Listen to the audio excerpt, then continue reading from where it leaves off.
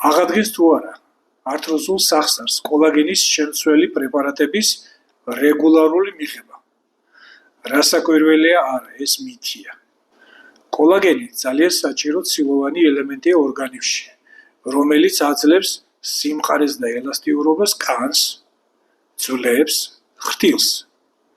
მისი აქტიური სინთეზი მიმდინარეობს ადამიანის ორგანიზმში დაახლოებით 30 წლამდე.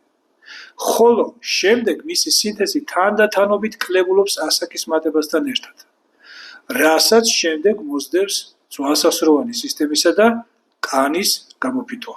ასაკის მატებასთან ერთად, როდესაც ვითარდება ძვალსასროვანი სისტემის ართროზი, კანის ელასტიურობის დაქვეითება, პაციენტები ამ დროს აქტიურად იწყებენ კოლაგენის გამოყენებას, ანუ მის მიღებას მედიკამენტების სახით, ვითომცდა სახსრებისა და კანის აღდგენის მიზნით. ზოგადად იცოდეთ, არ არსებობს არანაირი მედიკამენტი და საკვები დანამატი დედამიწაზე, რომელიც აღადგენს სახსარს და კანს.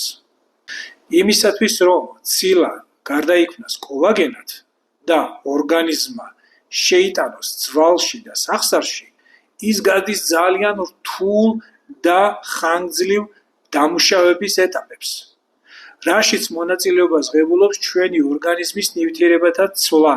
როდესაც ჩვენ ვღებულობთ მზა-სახის კოლაგენს, რომელიც მიიღება ცხოველური ორგანიზმიდან, ის წარმოადგენს ადამიანის ორგანიზმისთვის უცხო ცილას და არ ხდება მისი შეთავსება ჩვენი ორგანიზმის მიერ დანიშნულებისამებრ. ამიტომაც გირჩევთ, ეს არის ჩემი აზრი, რომ უცხო ორგანიზმიდან მიღებული კოლაგენში თანხის გადაყრის სანაცვლოდ იკვებეთ ჯამრთელად, ცხოველური და მცენარეული ცილებით მდიდარი საკვებით.